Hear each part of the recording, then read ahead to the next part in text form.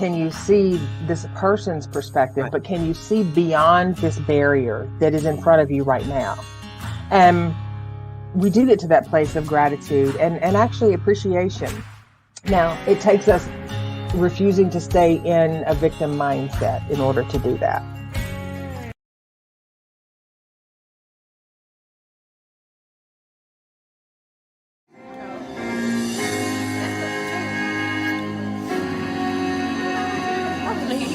Close, baby. Close your legs down. I was born by the river. There you go. In a little tent. Oh, and just like that river I've been running. Oh, ever since. It's been nothing long. Long time coming, but I know change gonna come. Oh, yes it will. There you go, brother. I love It's you. been too hard living, and I'm afraid to die. I don't know what's up there. Oh, beyond the sky, it's been a long time coming, but I know a change gonna come. Oh, yes it will. How about that to get us started? Man, I Go to was church? just grooving in my yard. I was like, oh yeah. A Sam Cooke cover by a 16-year-old boy. Wow. Was he not incredible? I just amazing. What a talent. and setting it up when change comes, and we didn't want it, we didn't expect it, we didn't ask for it.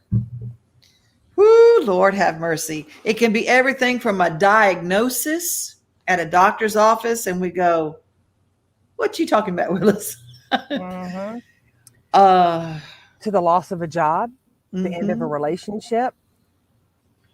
Okay, all let's just kinds of stuff. put it up there when the doctor goes, "Well, you're not pregnant. You in menopause. Right. Change gonna come." Right. And today's show is all about when things come knocking on your door and you want to board it up from the inside and say, no. Oh, let's talk about that. Let's unpack it. We've got a lot of people who have joined us. Wayne is with us. Hello, Wayne. And EB is here. Good morning. Good morning, Tim Bradley. Good morning, ladies. Okay. Sang it. Yes. Suzanne and Mark. Howdy. Let's. Hey there. Okay. Wayne's ready to dig into this. And Elizabeth, change happens. We cannot avoid it. And I said, just put on your serenity prayer. Get your serenity panties, but get your serenity prayer chair and let's pull it up and let's talk about this. Right. And I love how our regulars are like, hey, everybody, get all the salutations out of the way. Now let's get to this. We only got 30 minutes. Amen. Amen. Okay. Let's talk about first the different kinds of changes. And because we live in a medical hub and people get those changes all the time, whether it be your body is going to change because of cancer, you're going to lose something, or you get a diagnosis that all of a sudden your way of life. I had a friend who was diagnosed with colon cancer and she survived and she's doing great, but her new way of life includes an ostomy bag, which changes everything from whether she goes, it's like, oh gosh, I got invited to a pool party. How does that work? And change. Let's talk about medical change and physical change to our bodies. How do we wrap around that? Well, the one thing that is probably the most challenging to wrap around is the concept that things are always changing. Everything changes. That is, that's life, right? Yeah, the only thing constant is change. Yeah. Right. So, you know, wrapping our head around any sort of unexpected change, or even possibly, you've had this little buzz in your ear for a bit that something big is going to happen, and it does. Um, it's just really how we respond to it. It's not so much the change as it is how Mhm. we respond to it. It feels like it's the change.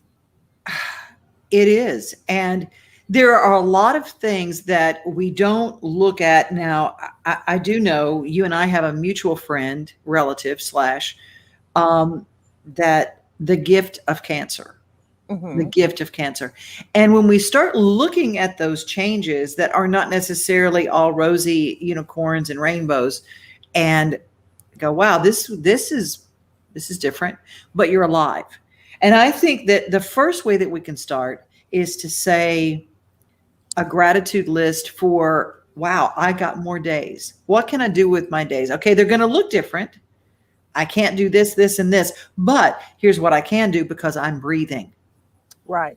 That, being proactive and solution-based thinking on gratitudes and journaling and healthy eating and getting out and being active with friends Mhm. if it's a different type of change, those are all great. But the one thing that is paramount in being hit upside the head by life's one of those outfield curveballs that you don't expect to see, when you get smacked upside the head with that, taking time to ground yourself, whatever that looks like. If you're sad, be sad. Don't be, well, I need to eat, I feel better. Well, I need to get out and I need to get another relationship. I need to go, get my bucket list done because I don't know what this means.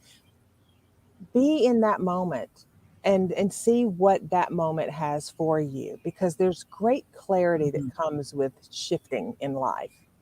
Great clarity comes with that, and some pretty amazing gifts come with it. Now that doesn't mean that along the way, we don't step in a few potholes, and it's not painful. We're not discrediting or discounting Right. the pain that comes with change or uncertainty, but we are saying that with that change and with that shift can come other opportunities if we're Mhm. willing to see them. Perhaps someone is going through a treatment now for cancer, um, and they're in a chemo treatment. Somewhere out in the world right now, somebody is taking a chemo treatment. I can assure you of that. Right now. And perhaps it's the person next to them, or it's a nurse, or it's someone that comes in that shares a story or shares a smile or sits and talks with them. That is a gift. It is a gift that shows up Right. amidst the storm and the chaos. Being It's aware of huge. those. Hmm. Um, let's talk about change of employment. This year has walloped so many people. First of all, a big shout out to my friend Clarine. I love her so much. How are you? Miss seeing you. I miss you too, Clarine. She had a change of employment this year. She closed her shop. Yes, Um, she she, did. yeah, Clarine's Treasures for many, many years, right there on Lebanon Road. And I mean, that was a change I had to wrap around because I loved going by there all the time. And she deserved this change. She has worked hard and she deserved her chance to do her retirement job. It's like she's retired like twice, three times, and she keeps doing amazing things. Nice. And that she deserves to have that time. And then I had to get wrapped around with, well, I can't just stop in and see Clarine at her store, you and, but I do miss seeing you too. Suzanne is saying hi from Myrtle Beach. Yep, she's in Myrtle Beach this week. But Elizabeth says, getting that cancer diagnosis certainly changed my life. And I see. And then Johnny Vanoker, I think are you in Florida? Or are you in California? I don't know. But JV, thanks for stopping in. When it comes to employment, this year, there were a lot of pink slips. There were a lot of downsizing. There were a lot of, we're going to go in another direction. Mm-hmm. And speaking personally, happened to me. And that's a tough one. It is a tough one. And again, going back to that moment of how we respond to that, Mm-hmm. The first thing that's probably going to come up for a lot of people, well, I can't say a lot of people, for some people, is going to be fear. Mm-hmm. What do I do now? Because we've become so not driven, but consumed with money is the way that we survive, right? So we will have a fear around that. What do I do now? What do I do now? For some people, is it my age? For other people, it's, you don't like me. I mean, like there's a ton of things that come up. And I have shared with clients this season about um, when that job that maybe you're not so crazy about, or it continually doesn't show Mm-hmm. you the value, the respect that you deserve, when that opportunity or that job leaves, there's something else that you can step into. You're a perfect example of that. Yeah, I had no earthly idea. And then people ask me often, they said, don't you miss radio? And I said, well, no, I'm doing something different. I mean, I feel like I do radio every day. It's just a different form of radio. And it really is one of those kind of things. I mean, I launched a podcast the night that my dream radio job said, we're going in another direction. And then I ended up with Main Street, and I love this company. It's an incredible company, and I'm so happy every day. And I spend more time with my animals, than I ever have, my rescue ranch. So it's really funny how you go, and our identity gets keyed into what we do. Now, here's the deal. I think the biggest part of change when it comes to that we're going in another direction comes up. I think the biggest part of that is unwrap your identity in what you do and think of it as chapters in a book. Absolutely. Write a new chapter. And, I love it. Clarine says, we're in Myrtle Beach also. Well, heck, we should have gone to Myrtle Beach. I know, we're missing out. I feel sideways about this now. Suzanne says, when one door shuts, another opens. It was a hurt and a fear after 18 years, but it made me grow. Wow. It's huge to be able to look at your life and go, that it made me grow. Or it made us, it allowed us, it gave us the opportunity. Mm-hmm. Our negative self-talk sure can come out when we have a big change. Always used to go to the negative thing first. Woo!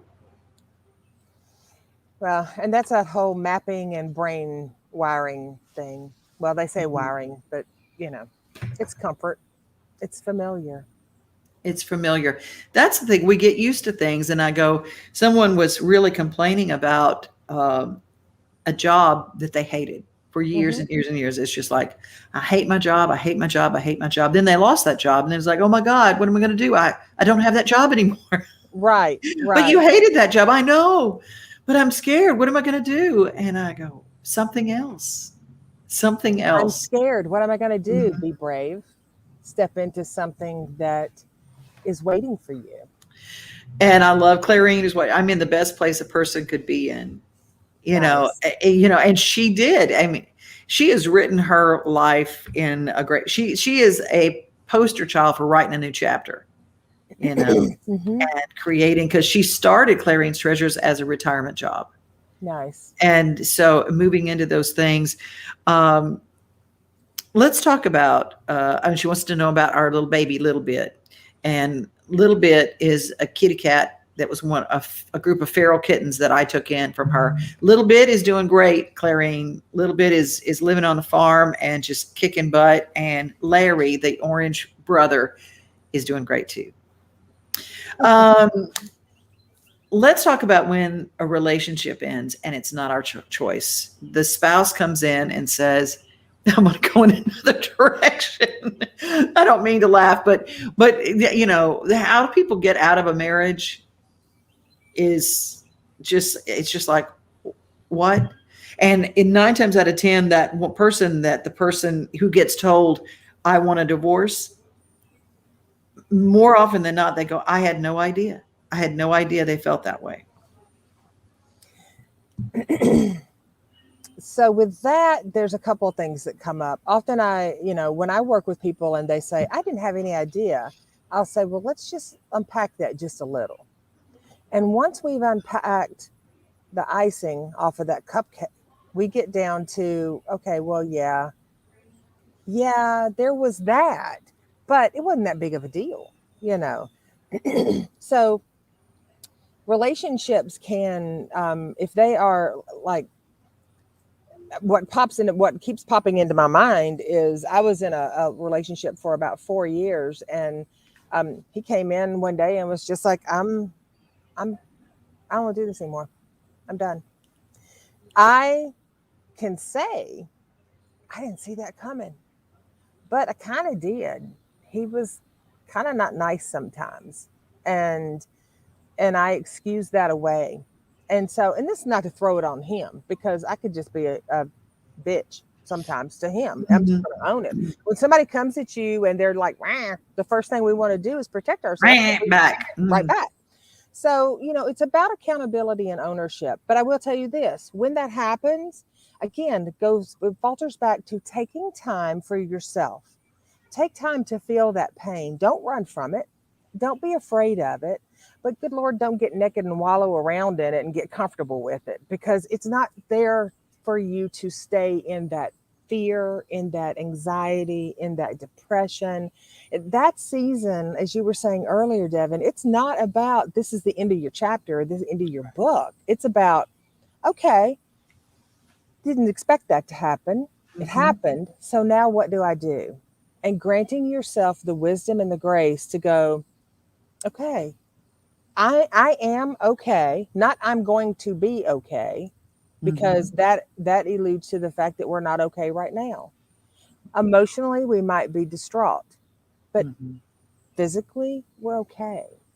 Checking in with the strengths that you have, as opposed to um, the other stuff that's coming up, because that stuff is going to come up time Right. and time. I was 21 years old and I was living in New York City. My sister preceded me there. She went to be a model and ended up acting, and she got shows. And then she moved away from New York City and moved to Los Angeles for a show. And I was there in New York City, country girl like I am. There was a lot I loved about the city, but I just, I thought, well, my sister came here, she did that, and and I'm an actress, and I want to do that, and I got some success there, but I didn't like it there. Hmm. And I wrote letters to chambers of commerce in 27 cities to find out about these places, because it occurred to me, I'm 21 years old. I can go and live anywhere I want.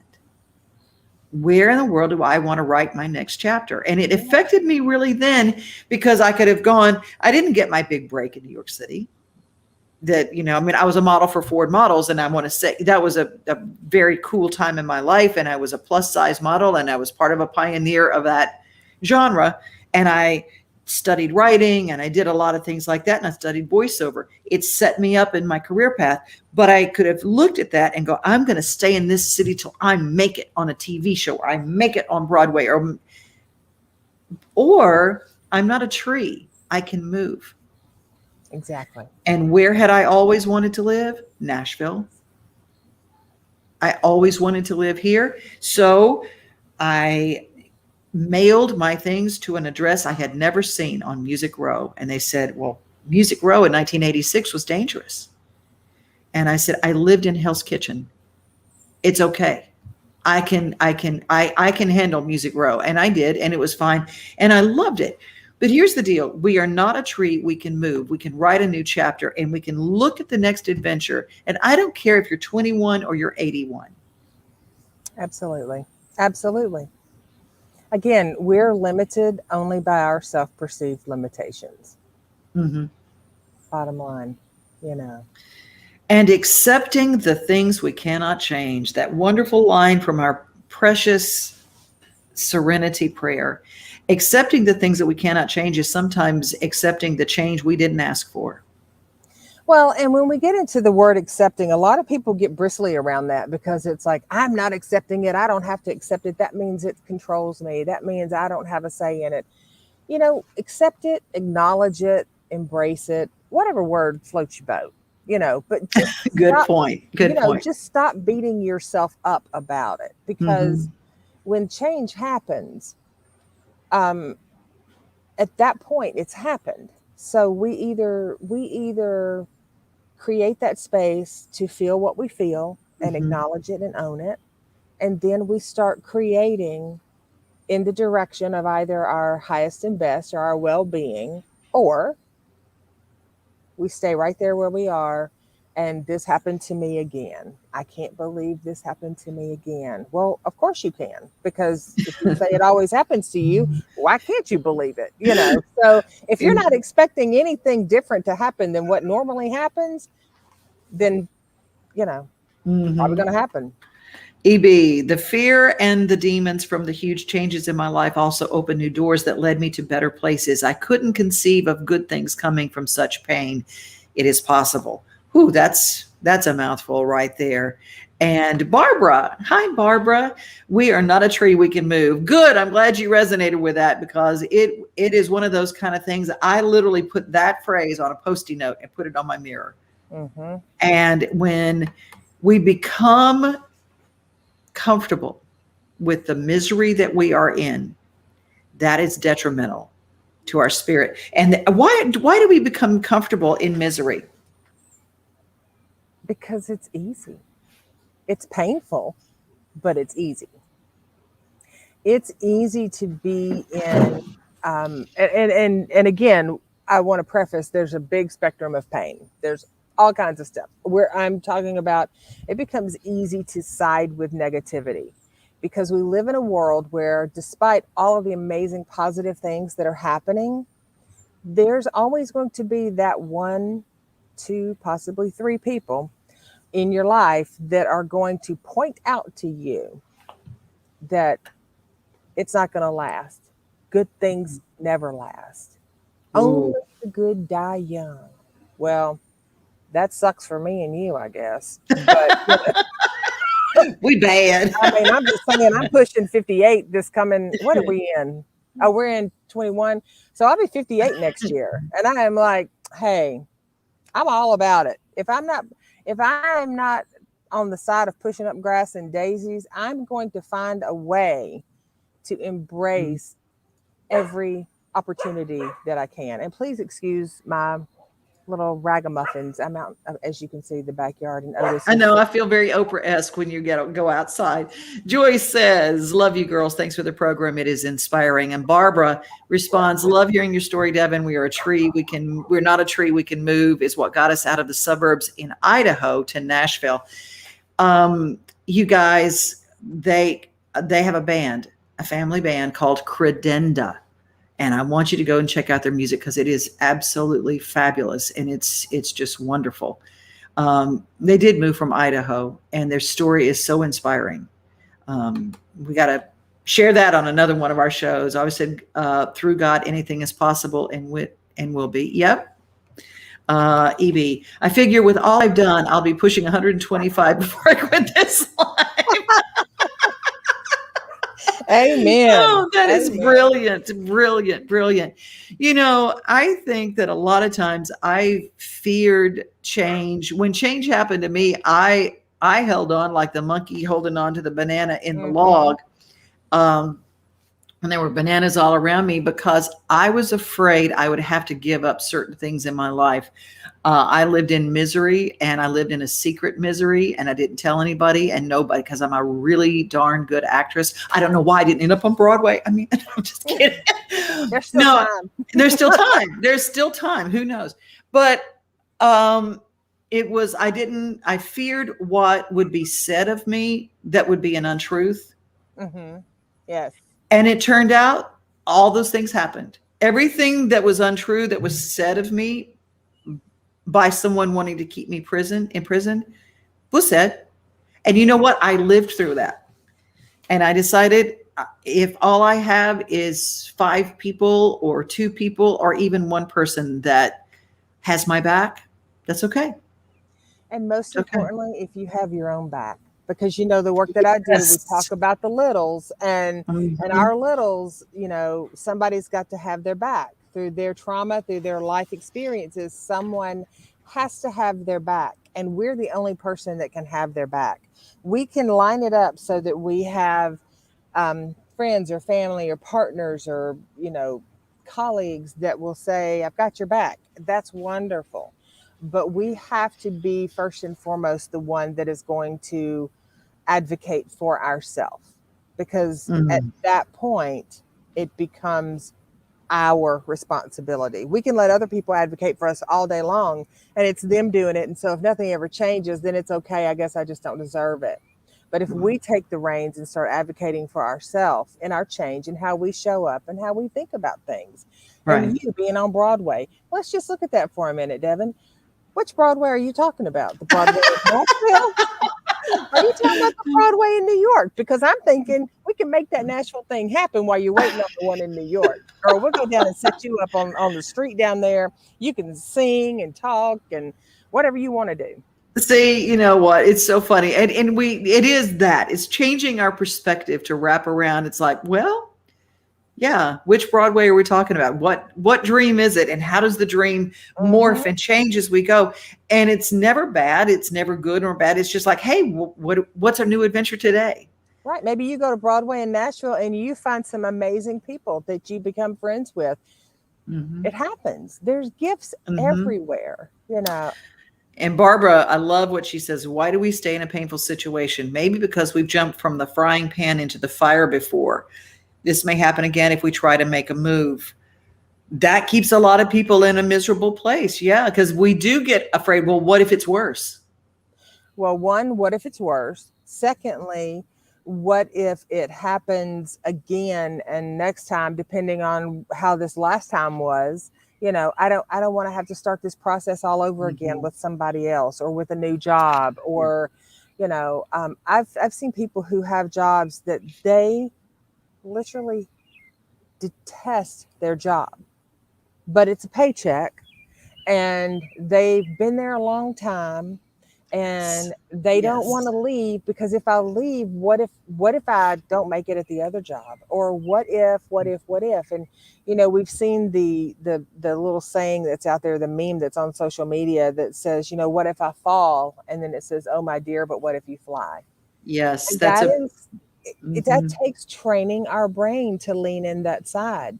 And people think you crazy for the most part. If you walk around living in a world of being positive does not mean that you are oblivious to life and all of the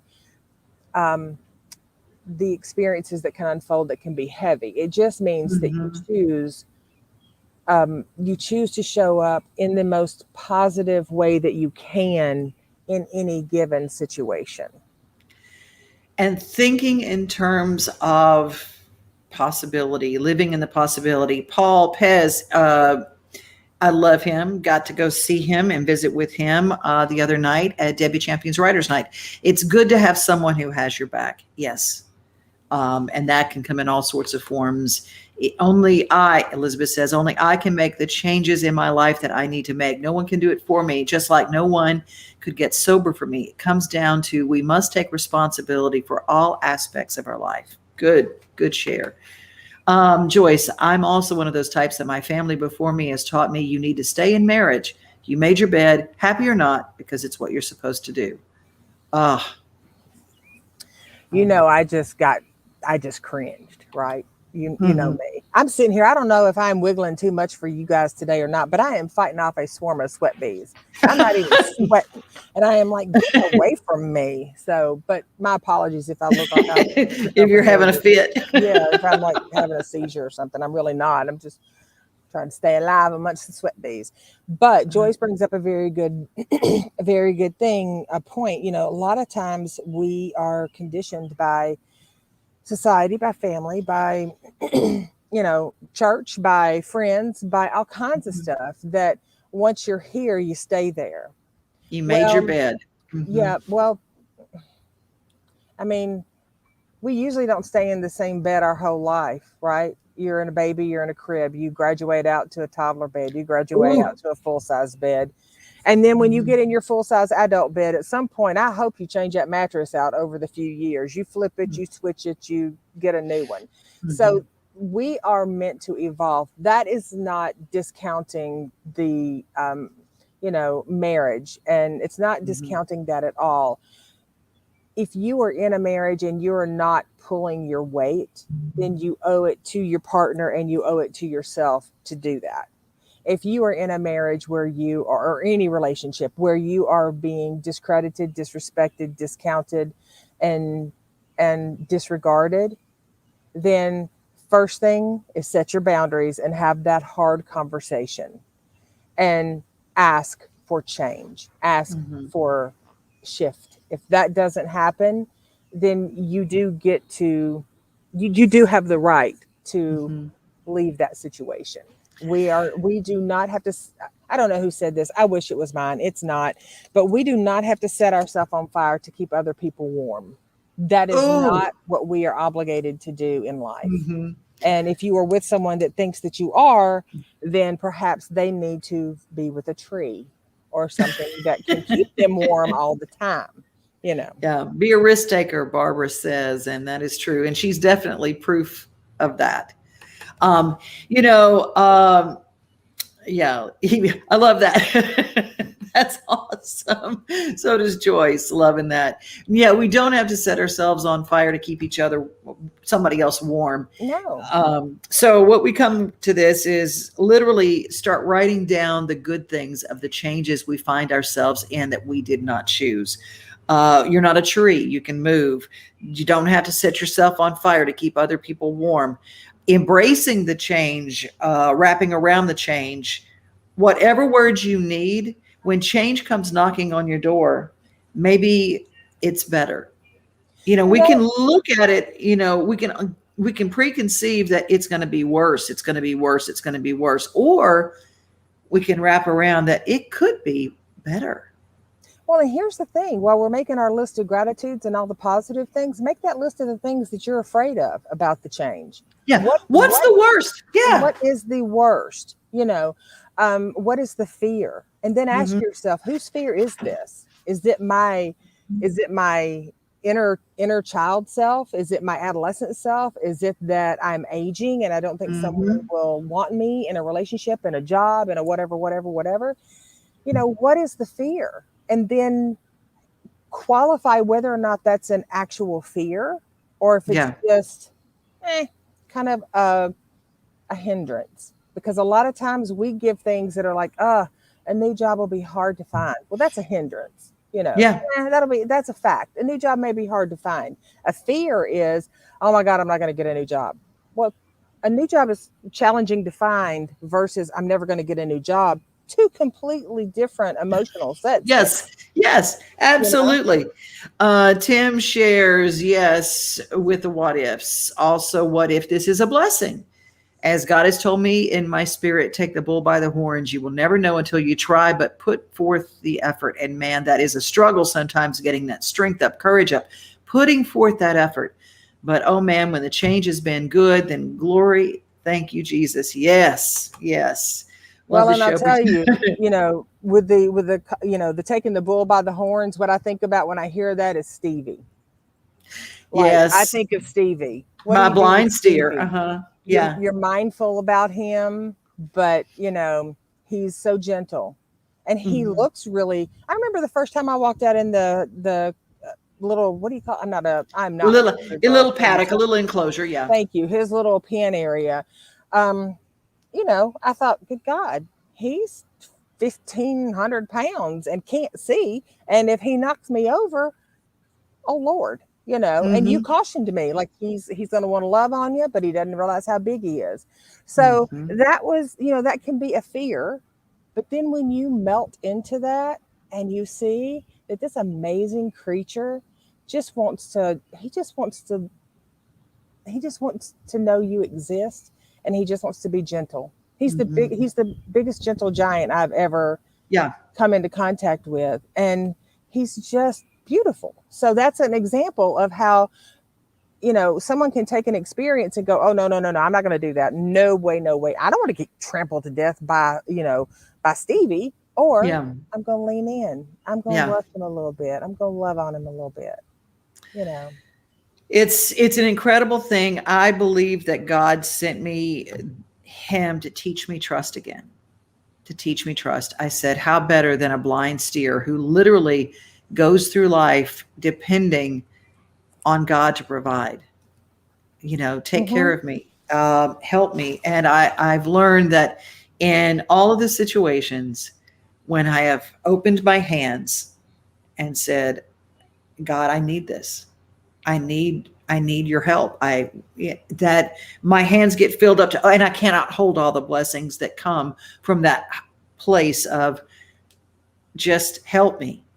It's the giving up of me and going, I don't know what it is. I don't know what to do next. Well, and here's the other thing with that is if you hold your hands out and you say, just show me the way, send me a sign, whatever. And the next thing you find is a big pile of poo. Well, you can look at that and go, well, great. Here we go again, a big pile of poo. Or you can use it as compost and you can start building and nurturing and harvesting things that work for you rather than against you. I have a she shed at Angel Horse Farm, and it's where I write music. It's where I paint. I've got my easel set up out there. It's just this little place, and I love it. And I had someone who was between homes that had an RV that they pulled it into the pasture. I let them stay there for a little bit, and she said, "You can't use that place." And I said, "Why?" She goes, "There is poop all the way to that place." And I went, "It's a pasture. You can't have poop all the way to that place and still use that place. What if you step in it?" I go, "I wash my shoes. I take my shoes off before I walk in." It's, but what about the smell? And I go, "It's perfume to me. What do you got? What else you got? Keep throwing them at me." Our life is like that. We have this special place where creativity happens, where joy happens, but we don't go to it because we're afraid we might step in poop. But there was a whole bunch of places that didn't have poop. I just chose to step and move and make my next step in the green grass. All Navigating life. That's it. Well, that's how we're going to close our show. And today has changed. No telling what we're going to talk about next week because right. I hope that you guys have enjoyed it. Teri, tell people how they can get in touch with you for one-on-ones. For one-on-ones, you can go to teripugh.com. That's teripugh.com. And you can email or call me directly from there. And she has a very cool event coming up. The next one is for Power. And you and Vic, who was a guest about 4 weeks ago, Power, the What's Next Now workshop. And this workshop is not about power being the, having all the power and control. It's about harnessing, just like we've talked about today, harnessing that fear energy, weeding it out, once we extract or tease out that stuff that keeps us blocked, then channeling that into the direction that allows our visions and dreams to come to life and take flight. And the amazing thing happens when we do that is we look back and we don't know exactly when it happened, but suddenly life is different. And we show up differently, people show up differently, and life is just different. It is. Well, that is August 14th, the next one, then August 28th, plugging in after that. You can go to teripugh.com to get more information or follow you on Facebook. You can send me messages here, wherever you're watching this. You can reach me, devonode@gmail.com. And, Angel Horse Farm is not ready for people, the general public, to come out yet, but we're working on it. Farmhand Joe has been really working on some areas back there. And I got so tickled because he said, "Well, you were wondering why the one hen was sitting on some eggs inside the hen house and then the other hens were not laying." He said, "I found their nest. It's outside." It was in this high grass, and they've been popping them out just like a Play-Doh machine, just bam, bam, bam, bam, bam, I went, oh, okay. So that's where it is. We've almost got it ready for people to come in. And there are a few people that have come out, but we're going to have a volunteer day or something where people can go and be a part of it.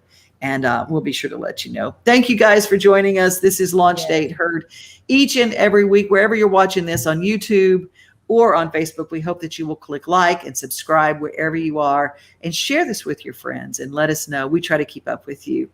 And absolutely. And if you have a topic you want unpacked, leave that in the messages and let us know, because we are all about unpacking. So unpacking, reframing, and repurposing. So, you know, whenever I started looking at, and I did the thing because I was going to Teri when I was getting a new lease on life and contemplating change, that I was afraid at every step. I was just a puddle, not the pillar of strength I am now.